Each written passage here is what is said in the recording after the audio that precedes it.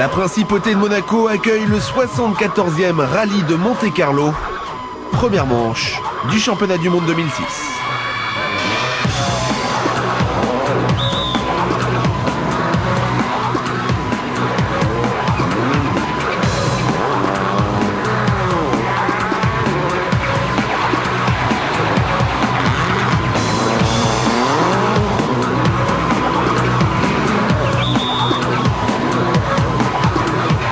Bonsoir à tous, merci d'être au rendez-vous. Bienvenue sur le port de Monaco pour la première manche du championnat du monde des rallyes. La saison dernière s'est achevée en Australie il y a plus de 2 mois. Depuis, il s'est passé beaucoup de choses. Le WRC a changé de visage. Petit tour d'horizon de tous les changements et de tous les transferts avec Thomas Sénécal. Australie, 14 novembre 2005. Le Belge François Duval remporte la dernière course de l'année. Sébastien Loeb et Citroën sont champions du monde, mais le champagne à peine terminé, le rallye entre dans une zone de turbulence. Paris, 1er décembre 2005. Dans un grand hôtel parisien, nous rencontrons le duo de Citroën, Sébastien Loeb, Daniel Elena. Complices dans la voiture et en dehors, ils ont choisi de rester chez Citroën en 2006, dans une structure privée. Je pense que la meilleure équipe, c'est Citroën. S'ils reviennent en 2007, je sais qu'ils vont le faire bien. Et c'est pas le genre de la maison de le faire à moitié. La façon dont Guy Fréquelin gère l'équipe, c'est aussi quelque chose qui me plaît. Voilà, c'est le choix de la raison et aussi le choix du cœur, c'est clair. L'image de Sébastien Loeb a changé en 2005. Vainqueur de 10 rallyes, invité vedette des 24 heures du Mans, le pilote a éclaté médiatiquement. Plaisir de voir qu'on est soutenu, qu'il y a des gens derrière qui aiment ce qu'on fait, qui apprécient ma personne aussi. Et, par contre, il y a d'autres moments où je suis bien content d'habiter en Suisse parce que là-bas c'est un petit peu différent. Je suis pas trop connu en Suisse. C'est toujours la personne que j'ai connue, décontractée, zen, bon vivant, vachement réservé parce que bon, il sait qu'il est observé. Donc ça le bloque un petit peu, mais après quand il est tout seul, il est naturel quoi, et ça n'a jamais changé. Tokyo, 14 décembre 2005. Mitsubishi dit stop. Après Peugeot, Citroën et Skoda, le constructeur japonais annonce son retrait des rallyes malgré les mesures d'économie prises par la FIA. Subaru et Ford restent les seuls constructeurs engagés pour 2006. Sainte-Maxime, 16 décembre 2005. Ford qui prépare le Monte-Carlo dans la sérénité. La nouvelle Focus porte les espoirs de l'équipe. Ce matin-là, sur les hauteurs de Sainte-Maxime, le jeune Finlandais Hirvonen est au volant, sous les yeux de l'ingénieur Christian Loriot, créateur d'une voiture 100% nouvelle. Je crois que quand on y pense, on a quelques-uns des boîtiers électroniques qui sont les mêmes qu'avant, et on a le moyeu de direction du volant qui est le même. Après ça, tout le reste est nouveau, quoi. Savournon, 18 décembre 2005. Chez les Bleus aussi, c'est l'ébullition. L'autre nouveauté 2006, c'est la Subaru Impreza. Dans un contexte difficile pour tous les pilotes, Stéphane Sarrazin a gardé sa place. Le Français sera aligné sur l'asphalte pour 4 rallyes au moins. Mes ambitions sont claires, c'est sur le goudron, vraiment essayer de me battre avec les meilleurs. Et je vais essayer de ramener de gros points pour Subaru, c'est très important, et j'espère viser le podium à chaque course. Une nouvelle fois, Peter Solberg s'annonce comme l'un des plus sérieux rivaux de Sébastien Loeb. Le champion du monde 2003 le sait et ça l'amuse. On a apporté de bonnes améliorations sur la voiture pour le Monte-Carlo. Mais je ne peux pas tout révéler à la télévision française, c'est top secret. Laborel, 20 décembre. 2 jours plus tard, l'ennemi de Solberg est au travail. Sébastien Loeb aussi règle sa voiture sur les petites routes des Alpes. Il adapte la Xara au règlement 2006 qui enlève une partie des assistances électroniques au pilotage. Le Monte-Carlo trotte dans toutes les têtes. C'est un type de terrain que j'aime bien. Il y a beaucoup de supporters, donc c'est toujours motivant. Je pense que vu le parcours que c'est, comme il est découpé, ça va être assez piégeux cette année.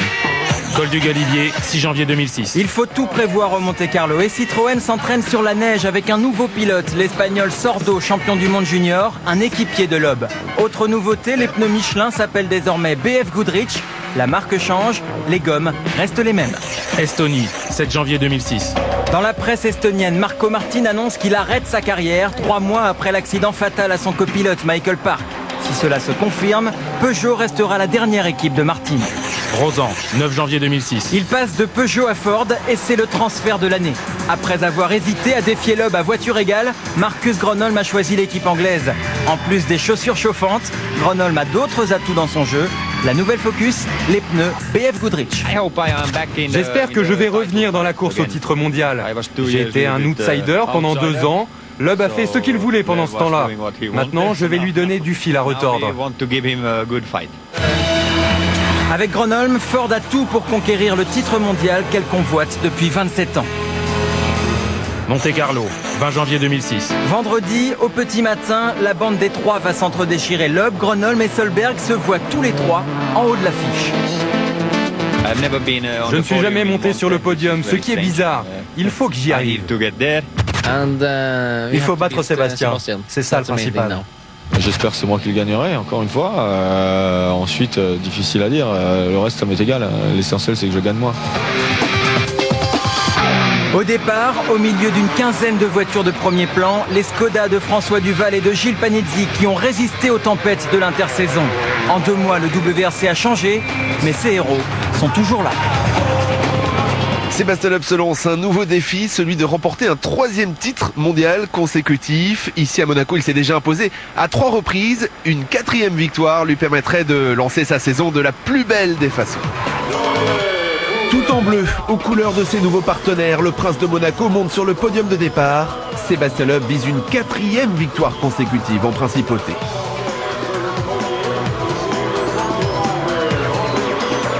Au programme de cette première journée, 6 spéciales, soit près de 120 km chronométrés et une grande inconnue, l'état des routes. Il y a de la neige, il y a du verglas, il y a des pièges. Toutes les conditions sont réunies pour que cette 74e édition du rallye de Monte-Carlo fasse partie des plus difficiles. Saint-Sauveur-sur-Tinée, le soleil brille, le ciel est parfaitement dégagé, mais les températures restent fraîches et de nombreux secteurs sont verglacés.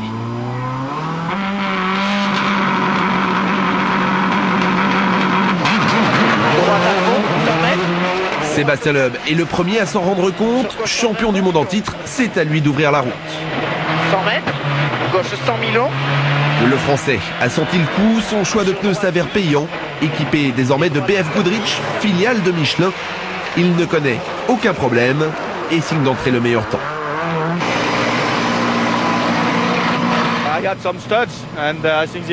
J'avais des pneus adaptés, je pense que ce n'était pas le cas des autres. Le choix n'était pas facile à faire ce matin, mais maintenant il y a du soleil, la route a séché. Enfin, sans les clous en début de journée, ça aurait vraiment été compliqué. Il y avait de la glace, du verglas, c'était très piégeux. Les écarts sont énormes, Sébastien Loeb a frappé un grand coup. Gilles Panizzi signe le 2e temps à 25 secondes au volant d'une Skoda Fabia du team Red Bull.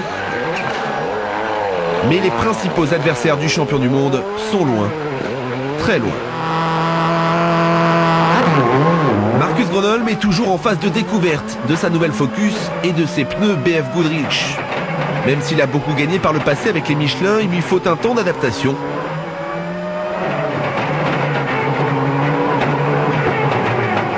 L'ancien pilote Peugeot se fait même une petite frayeur.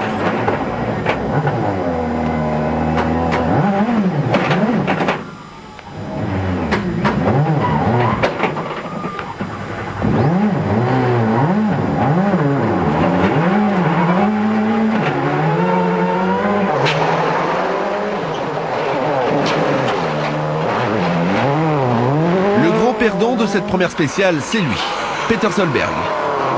Le Norvégien a choisi des pneus slick, ce qui le contraint à rouler au ralenti.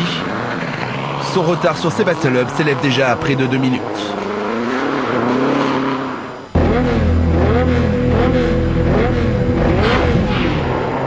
Sur les 13 km du 2e chrono, Marcus Gronholm signe son premier scratch de la saison, son premier aussi sous ses nouvelles couleurs. Le Finlandais n'a jamais été très à l'aise dans cette épreuve, mais il espère que sa nouvelle voiture lui permette de faire mieux que par le passé.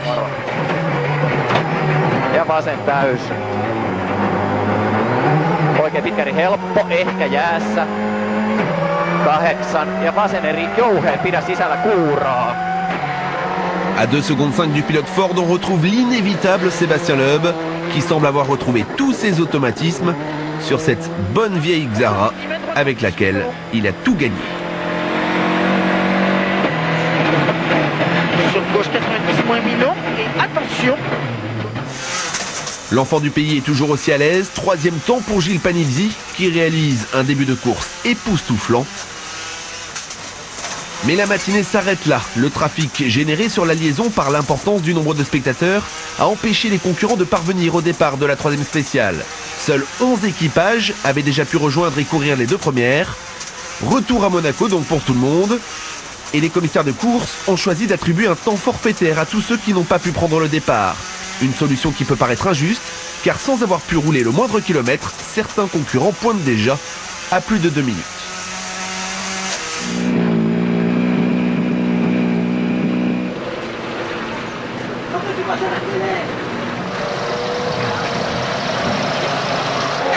Le festival Loeb continue en début d'après-midi. Le Français remporte la 4e spéciale avec une nouvelle fois plus de 20 secondes d'avance sur son premier poursuivant.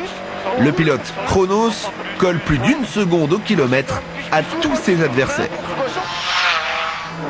Au général, Marcus Gronholm a beau se défendre, son retard dépasse maintenant la minute. Consolation pour le Finlandais, il occupe la 2e place du général et peut se rassurer sur la compétitivité de sa Ford Focus 2006.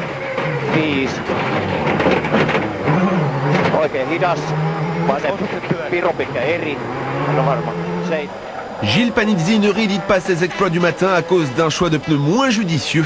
Il termine la journée en 4e position. On essaye de comprendre et depuis tout à l'heure j'analyse la course parce qu'il ne faut pas oublier une chose, c'est que la voiture je la découvre et même si ce matin j'avais pas le sentiment de forcer et ça a vraiment été le cas, la voiture était absolument facile à conduire. Et j'étais tranquille et serein au volant alors que cet après-midi ça n'a pas du tout été le cas. J'ai une voiture tout d'un coup transfigurée avec beaucoup de brutalité, beaucoup de nervosité, aussi bien du moteur que du châssis et au plus j'avançais, au moins j'arrivais à la conduire. La surprise de l'après-midi provient de Chris Atkinson, sa régularité paye, car sans signer de chrono exceptionnel, le jeune Australien est juste derrière Marcus Gronholm. Au volant d'une Skoda Fabia privée, François Duval signe le meilleur temps de la 5e spéciale. Le Belge, qui n'est pas assuré de disputer toutes les manches du championnat, offre un scratch à l'équipe First. Le 2e temps est à mettre à l'actif de Stéphane Sarrazin, conservé par Subaru pour les manches sur asphalte. Le Français doit absolument obtenir un bon résultat. Manfred Stoll roule cette année sur une Peugeot 307 pour le compte du team OMV Peugeot Norway et ça semble lui réussir. L'Autrichien est 5e. Malgré ce tête à queue.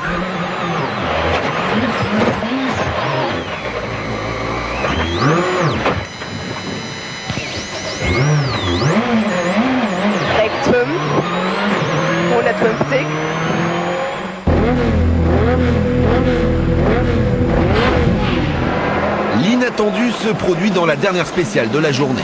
Sébastien Loeb, impérial jusque-là, confond une plaque d'humidité avec une plaque de verglas. Preuve qu'au Monte-Carlo, personne n'est à l'abri d'une erreur. 80 mètres. Et voilà. Ça va, c'est bon. La Xara du Français plonge 10 mètres en contrebas, l'équipage est indemne. Pour pouvoir repartir, il faut rapatrier la voiture au parc d'assistance. Exercice difficile tant l'endroit où elle se trouve est peu accessible. C'était très bien parti, on avait pris la tête du rallye d'entrée avec des gros écarts, on avait plus d'1 minute d'avance et puis dans la dernière spéciale du jour, je fais une faute, je me fais piéger sur un freinage qui était plus glissant que prévu et on sort de la route, la voiture en contrebas, impossible d'en sortir donc voilà, il a fallu rester là-bas et puis arrêter. Moyennant 5 minutes de pénalité, la règle du Super Rallye permet à Sébastien Loeb d'espérer pouvoir repartir. L'occasion pour les mécaniciens Chronos de montrer leur talent.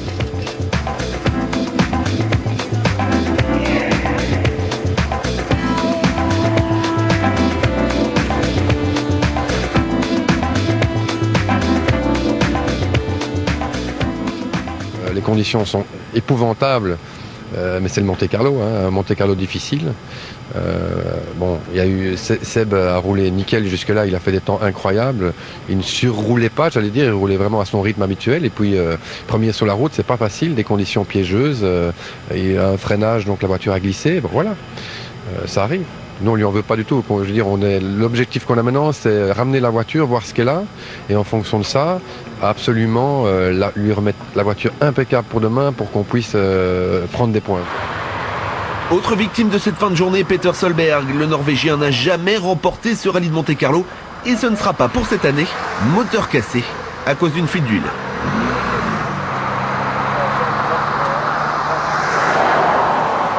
Monte Carlo pour moi, c'est incroyable, c'est une malédiction. J'ai eu une fuite d'huile à la fin de la dernière spéciale, et voilà, c'est fini. Je ne pourrai pas repartir.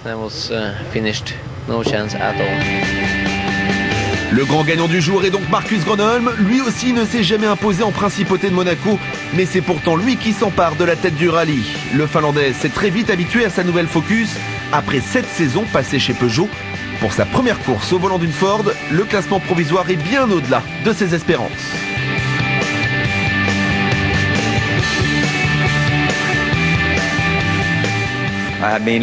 J'ai déjà été en tête par le passé et je ne le suis jamais resté longtemps. Bon, si je fais un bon choix de pneus demain, pourquoi pas? Mais c'est vrai que c'était vraiment difficile aujourd'hui. Les conditions étaient terribles, c'était très piégeux. Êtes-vous surpris que Sébastien Loeb soit sorti de la route? Surpris? Oui, bien sûr, parce que c'est pas son genre de faire des erreurs. Mais aujourd'hui, il est allé tellement vite. Et il y avait des endroits tellement difficiles. Je ne sais pas comment il a pu s'en sortir jusque-là. Enfin, parfois, ce sont des choses qui arrivent de sortir de la route. Mais franchement, c'était vraiment des conditions difficiles pour moi. Le classement de cette première journée, Marcus Gronholm devance Chris Atkinson et Tony Gardmeister. Gilles Panizzi est 4e, François Duval 6e, Stéphane Sarrazin 7e. Nous sommes au parc d'assistance et la voiture de Sébastien Loeb ne devrait plus tarder à être rapatriée. Dès qu'elle sera là, les mécaniciens de l'équipe Chronos auront près de 3 heures pour tenter de la remettre en état et permettre aux champions du monde de repartir demain grâce au Super Rallye. Avec les 5 minutes de pénalité, il est actuellement 8e, ça veut dire qu'il est encore dans les points et qu'il peut prétendre à une place d'honneur.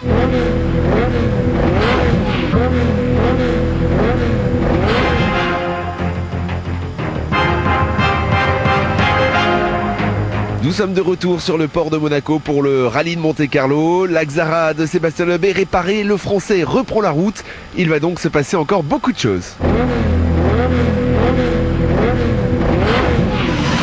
Une spéciale de 22 km pour commencer cette deuxième journée. Sébastien Loeb est donc bien là, le champion du monde en titre occupe la 8e position, mais il compte bien remonter. L'Alsacien rêve d'une place sur le podium, mais il veut surtout marquer le maximum de points au championnat pilote. Pour cela, sa stratégie, c'est l'attaque. Sur gauche, droiti. Sur gauche, 120 000. Sur droite à fond, 100 mètres. Lorsqu'il est en tête d'un rallye, Sébastien Loeb doit contrôler et assurer. Sa position plus défavorable l'oblige à prendre davantage de risques et ce n'est pas pour lui déplaire. Et droite-gauche, 110. Et gauche-droite, 110 plus. Et gauche-droite, 100 plus. Et attention, gauche très étroit. Droite 14 plus en tunnel. Quand je suis en tête, ce que je pense en priorité, c'est de ne pas faire de faute comme je l'ai fait hier. Et maintenant, l'objectif, c'est de remonter au maximum. Donc là, j'attaque et puis on se pose un peu moins de questions. C'est donc sans se poser de questions que Sébastien Loeb a repris la route. Preuve de sa détermination, c'est lui le plus rapide dans les 3 spéciales de la matinée. Petit à petit, l'Alsacien refait son retard, malgré cette petite frayeur. Et vrai goudron pour droite, 80 longues, pas corde. Il remonte à la 6e place à la mi-journée. On roule vraiment au maximum et puis effectivement, on est remonté un petit peu, c'est bien, mais il faut que ça dure, faut pas faire de faute, c'est très piégeux toujours et de rouler à ce rythme-là dans ces conditions, c'est pas facile. Hein. François Duval est redevenu un simple pilote amateur. Le Belge est engagé dans ce rallye de Monte Carlo par le team First Motorsport. Il roule sur une Skoda Fabia qu'il découvre. Quelques chronos satisfaisants lui permettent de grimper jusqu'à la 5e place du général. Mais en fin de matinée, l'ancien pilote Citroën part à la faute. Sur léger droite, pour long gauche, ferme 70 en frein, piège. Une sortie de route qui compromet ses chances d'obtenir un bon résultat.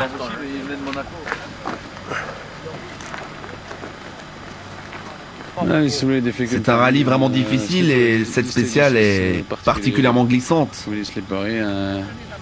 J'ai freiné à la limite et j'ai perdu le contrôle. Il y a des pilotes qui arrivent vite et qui passent de justesse, moi c'est pas passé. Je suis sorti de la route. Bon, c'est pas un drame, hein. Je vais essayer de reprendre la route demain. Sur une autre Skoda, mais du team Red Bull, cette fois, Gilles Panizzi conduit presque les yeux fermés. Son copilote, son frère Hervé, n'a pas besoin de lui indiquer les pièges. Il les connaît. Né à Menton, résident monégasque, Gilles Panizzi peine à bien cerner sa nouvelle voiture, mais une belle place d'honneur reste à sa portée.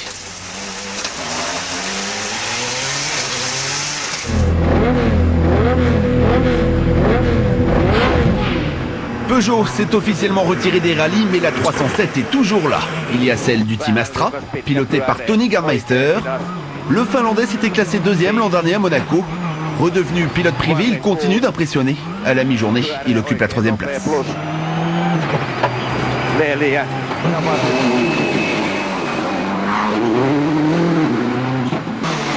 Il y a aussi celle de Manfred Stoll, engagé par l'équipe OMV Norway. L'Autrichien est très loin derrière Marcus Gronholm, mais il est le premier poursuivant, deuxième, après 9 spéciales. Avec 2 Peugeot sur le podium provisoire, la marque Lyon a loué ses voitures aux bonnes équipes, mais peut malgré tout nourrir quelques regrets. Marcus Gronholm est quant à lui solidement installé en tête du rallye. Le Finlandais a suffisamment d'avance pour ne pas avoir à prendre le moindre risque. L'ancien champion du monde n'a jamais remporté cette épreuve, mais cette année, elle ne devrait plus pouvoir lui échapper. On retrouve Gilles Panizzi, le régional de l'étape. Il termine cette journée en 8e position, frustré de ne pas comprendre parfaitement sa Skoda. Je ne sais pas qui est devant moi, qui est derrière moi. Je cherche juste à avoir une auto de nouveau comme je l'ai eu au début de la course. Et puis, vous savez, pour moi, il n'y a pas d'objectif là. C'est retrouver une voiture intéressante à conduire et que je m'amuse comme en début de course. Autre Français en course et autre Français bien classé, Stéphane Sarrazin est 5e. Subaru lui fait confiance sur asphalte, une surface qui lui convient à la perfection. Objectif pour la dernière étape, conserver sa place dans les points. Très long gauche 4 ferme tard, les 3 maisons. Sur droite 3 humide au photo. Aujourd'hui on a fait une bonne journée régulièrement dans les 2 3e temps, donc jamais de scratch, mais on est là, donc ça c'est génial. La voiture est très performante. On n'a pas fait d'erreur de choix de pneus, on avait une bonne moyenne, donc non, je suis très content et j'espère que ça va continuer demain. Mikko Hirvonen est loin des performances de son coéquipier Marcus Gronholm. Le 2e pilote officiel Ford cette saison est 9e. Dani Sordo, champion du monde junior, a la confiance de Citroën. Au sein du team Chronos, il dispose d'une Xara avec laquelle il semble déjà très à l'aise. Il est 7e. Xavi Ponce est le coéquipier de Sébastien Loeb chez Chronos. L'Espagnol ne cherche pas à rivaliser mais à faire au mieux. Et malgré cette petite erreur, il est 10e.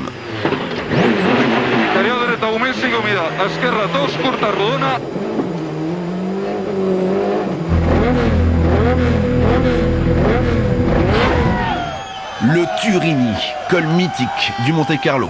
Sa route verglacée est souvent enneigée et redoutée par tous. Le public est nombreux, le spectacle y est garanti. Sébastien Loeb attaque, au ralenti. Chaque virage est un piège.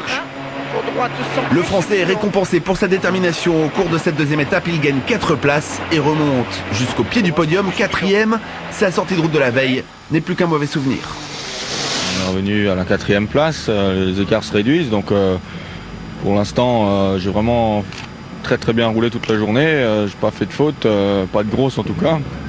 Et bon, je suis content. L'erreur d'hier commence à être un petit peu oubliée. Et en tout cas, on s'est bien fait plaisir aujourd'hui. Devant Sébastien Loeb, 2 Peugeot, celle de Manfred Stoll, 3e, et celle de Tony Gardmeister. Le Finlandais a pris le dessus sur l'Autrichien, très prudent dans le Turini. Il pointe en 2e position. à plus de 2 minutes de Marcus Gronholm.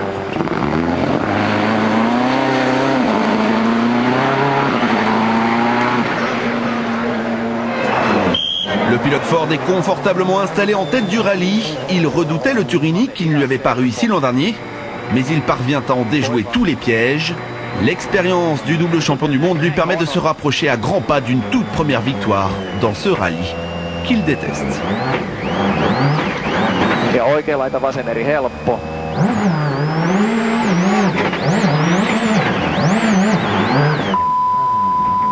Arvaako syvärit tän on? 7 ja varovasti oikealle 5. Vous n'êtes plus très loin de votre première victoire à Monte Carlo. Ah, c'est pas encore dans la poche. Si je roule comme hier et aujourd'hui sans prendre de risques, c'est possible que je m'impose. Avez-vous peur du retour de Sébastien Loeb? Non, je surveille. C'est vrai que ses temps sont excellents, mais je ne cherche pas à le suivre, juste à conserver un écart suffisant. Marcus Gronholm, donc solide leader avec 2 minutes 5 d'avance sur Tony Gardmeister. Manfred Stoll était 2 minutes 8. Les Français sont bien placés, Sébastien Loeb est 4e, Stéphane Sarrazin 5e, Gilles Panizzi 8e. Du soleil encore et toujours à Monaco, 58 km chronométrés au programme de cette dernière journée. Et le Turini accueille de nouveau les pilotes. Endroit idéal pour permettre à Sébastien Loeb de poursuivre sa folle remontée. Le public ne s'y trompe pas, il est au rendez-vous. En ce début de matinée, sa nouvelle victime s'appelle Manfred Stoll. L'Autrichien résiste avant de devoir s'incliner dans la 15e spéciale.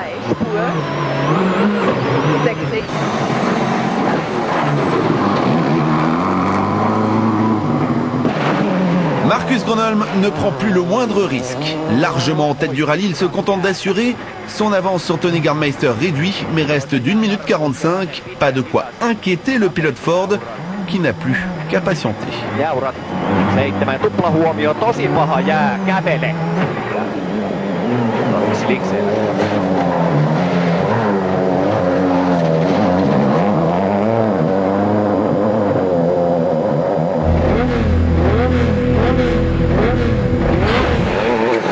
Les derniers kilomètres de l'épreuve n'ont fait que renforcer la frustration de Gilles Panizzi. Impérial en début de course, il s'est senti de moins en moins à l'aise au volant de sa Skoda. Des erreurs dans le choix de ses pneus et un choc contre un rocher lui font perdre de nombreuses places. À l'arrivée, l'enfant du pays pointe en 10e position.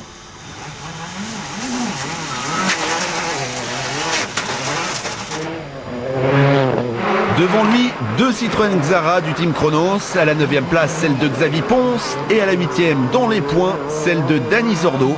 Le champion du monde junior en titre découvrait cette voiture. Avec pour objectif d'engranger de l'expérience, il confirme les espoirs placés en lui.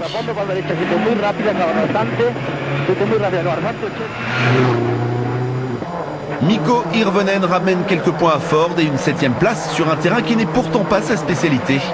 Le jeune Finlandais aurait même pu mieux faire, mais il a effectué de mauvais choix de pneus. En terminant ce rallye, Mikko Hirvonen prouve malgré tout qu'il faudra compter sur lui cette saison. Aux 5e et 6e places, 2 Subaru, mais pas celle de Peter Solberg. Stéphane Sarrazin devance son coéquipier australien Chris Atkinson. Le Français a fait une très belle course, même si de mauvais choix de pneus le premier jour l'empêchent de finir encore mieux classé. C'est génial, je suis content de terminer dans le top 5 comme ça, c'est un super début de championnat et on a un gros potentiel avec la voiture, donc ça c'est ce qui est vraiment très positif. Manfred Stoll termine donc au pied du podium. L'Autrichien offre 6 points constructeurs à son team OMV Peugeot Norway et prouve qu'il fait partie des pilotes les plus solides du plateau. Après avoir longtemps résisté à Sébastien Loeb, il s'incline mais conserve une excellente 4e place.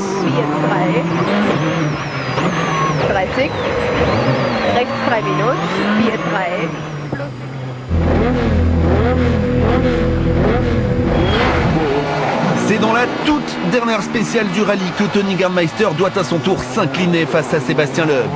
Le Finlandais reste sur le podium mais à la 3e place. Engagé par Astra Racing, il découvrait la 307 mais confirme son aisance dans cette épreuve. Il avait déjà fini 2e l'an dernier. C'est donc un nouvel exploit que signe Sébastien Loeb. Le Français se classe 2e au terme d'une course magnifique dont il a été le grand animateur. plus Milo. Sur gauche 120 bon. Sur droite, gauche 110 plus. Sur droite, gauche un peu. Sur droite 110. Il marque ses 8 premiers points de la saison et en offre autant à sa nouvelle équipe belge, Chronos. À l'arrivée, Sébastien Loeb compte 1 minute et 2 secondes de retard sur Marcus Gronholm. Et ce, malgré 5 minutes de pénalité écopée pour repartir après sa sortie de route. L'Alsacien est donc toujours aussi rapide. Il fera tout pour défendre son titre.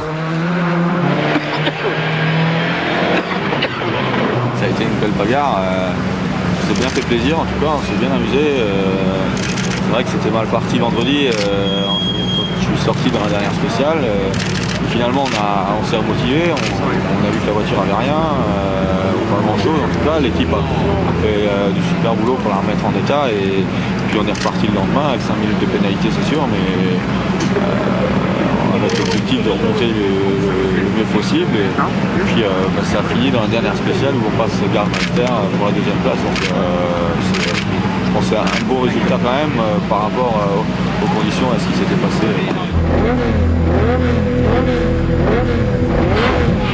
C'était son premier rallye pour Ford et Marcus Gronholm remporte son premier Monte-Carlo. Grand bénéficiaire de l'erreur de Sébastien Loeb, le Finlandais a parfaitement su gérer son avance sur un terrain qu'il n'apprécie pas du tout. L'ancien champion du monde a choisi de finir sa carrière dans cette équipe. Après 7 années passées chez Peugeot, cette nouvelle aventure commence bien.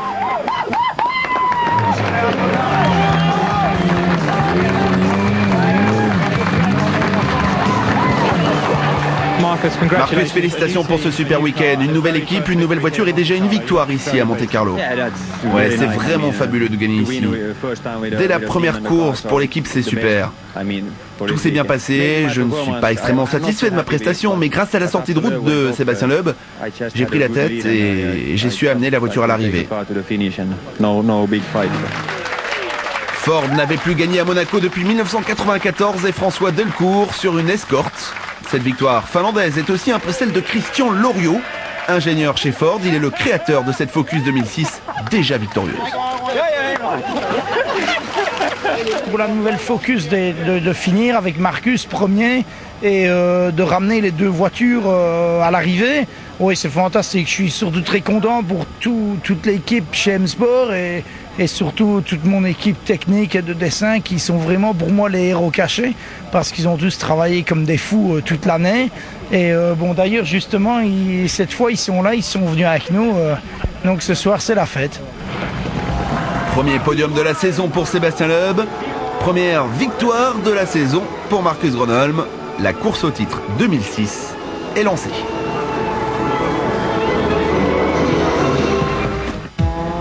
Le classement final du rallye de Monte-Carlo 2006, victoire de Marcus Gronholm.